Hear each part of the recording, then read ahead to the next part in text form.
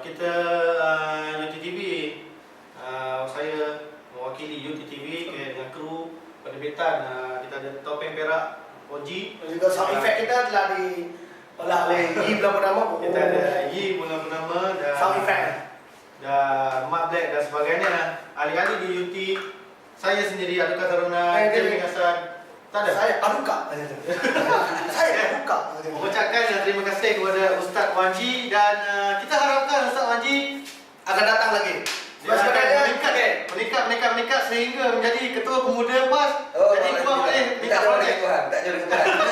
Okey, sebenarnya saya nak bertanya Ustaz Haji Mandi mengenai yang Fathul Bari. Tapi tajuk boleh daripada tajuk sikit. Okey, Sebelum tu kita nak tanya Ustaz Wanji nak tanya apa? Habis tu pula. Habis tu pula. Kita akan habis pukul 3 pagi. Okey, jadi soalan terakhir lah. Okey. Saya rasa ada soalan pertama adalah adakah kehadiran Ustaz Fathul Bari dengan adik Yasin tu boleh mengubah anak-anak muda yang nak belajar agama dan juga apakah hujah yang itu perlu kita patahkan dua ekor lah tangan ni yang dua ekor sebab dia sanggup menghina Yusuf Qaradawi dan juga Hassan Al-Banna. Bagi saya sebab dia tu komen sebenarnya.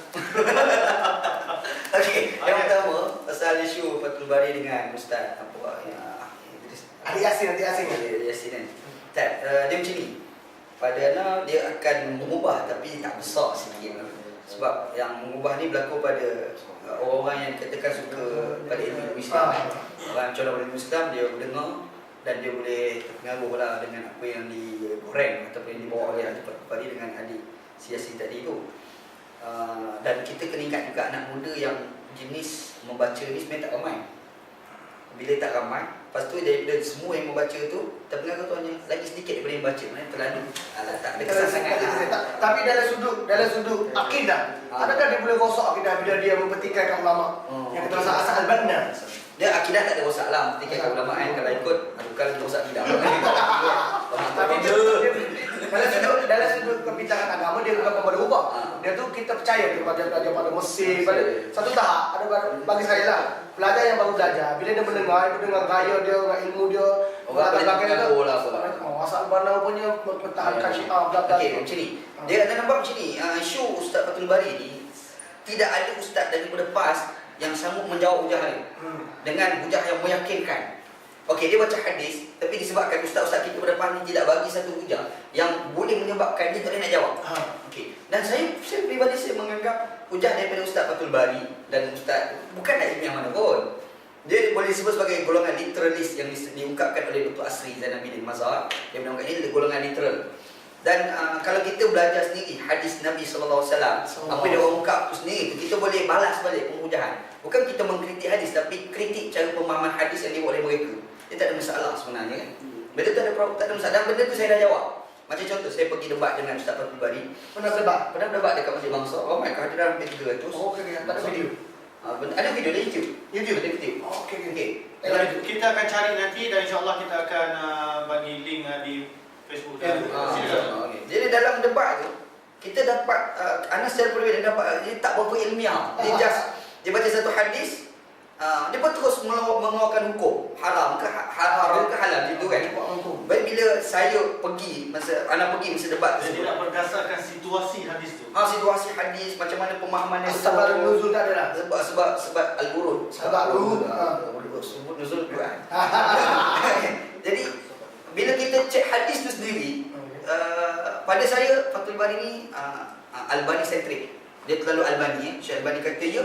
Padahal Albani ni orang macam biasa. Kemungkinan boleh dikritik, mungkin betul, mungkin salah dia punya pandangan. Kalau betul kita menerangi, kalau tak betul kita boleh hormat, boleh kita bincang. Bahkan ulama lain pun ulama juga.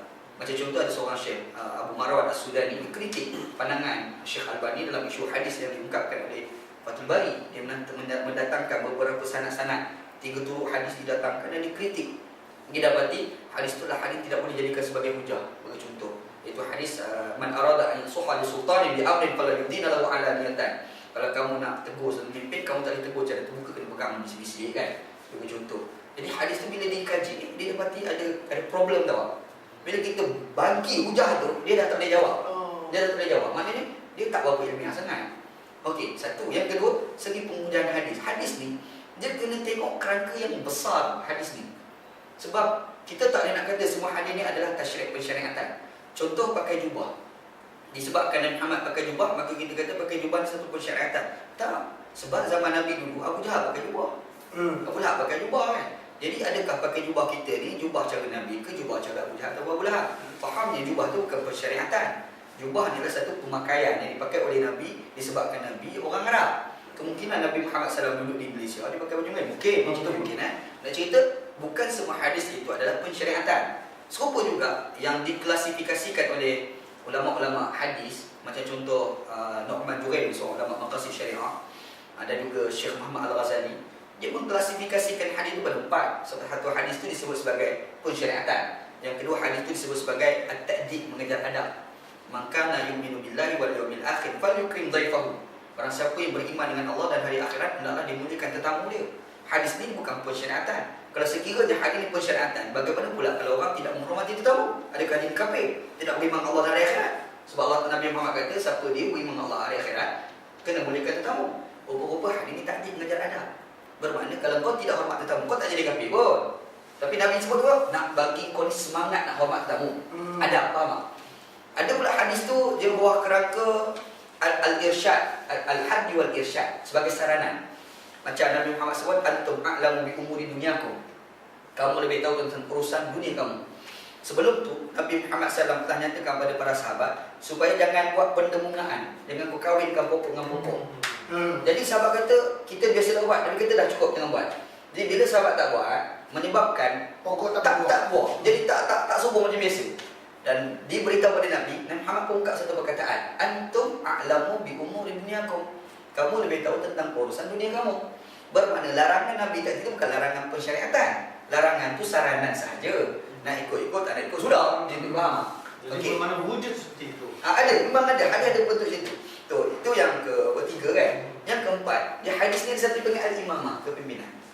Kalau ikut istilah Dr. Sulaiman Ashqar dalam kitab dia Al-Wadih fi Usul Fiqh, dia menggunakan istilah al-amrul maslahi, urusan yang berkait dengan kemaslahatan. Tapi kalau ikut istilah Dr. Sa'id Ramadan Al-Buti dalam kitab Dawabitul Maslahah, dia guna istilah al-imamah. Dan istilah yang sama juga digunakan oleh Syekh Muhammad Al-Ghazali lah. Maknanya ada hadis berkait dengan kepimpinan. Dan kepimpinan ini tertakluk dengan kemaslahatan. Contoh Nabi SAW pernah sebut al-a'immatu min Quraisy, pemimpin itu mesti daripada Quraisy. Kalau kita faham secara pensyariatan, bermakna kalau pemimpin itu diperintah oleh Melayu, tak sah. Najib tak salah mudah. Nabi fikir balik kan? Tapi dia boleh buat tu. Dia boleh buat macam mana ke? Dia nak ubah kan? Malaysia boleh tak? Kita teruskan tak? Tak kena mengganggu. Jadi al-a'immatu min Quraisy, pemimpin daripada Quraisy. Nabi Muhammad cakap tu kerana maslahah, kemanfaatan yang ada pada zaman tu.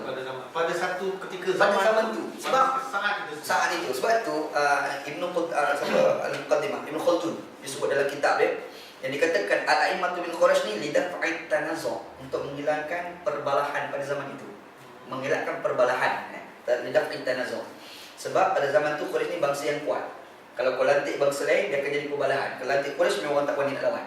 Jadi tidak hairan Nabi Muhammad SAW sebut al-a'immatu min Quraisy, pemimpin itu mesti daripada Quraisy. Dan bila kita cek pula pada hadis lain, Nabi Muhammad pernah sebut as-sam'u ta'ah walau umira 'alaikum 'abdun habsyiyyun mujaddad. Kau kena taat, kau kena dengar dan taat walaupun pemimpin itu daripada kalangan orang hamba kulit hitam. Maknanya kan nampak tak? Kita nampak hadis tu macam canggah dia. Nabi kata mesti Quraisy, satu lagi kulit hitam kau kena taat. Sebenarnya pemimpin ni macam mana? Rupa al-amrul maslahi, urusan yang berkait dengan kemaslahatan, urusan yang berkait dengan kemanfaatan pada zaman itu. Nombor 3. Empat. Jadi serupalah bila sebut hadis tegur pemimpin secara terbuka tak boleh.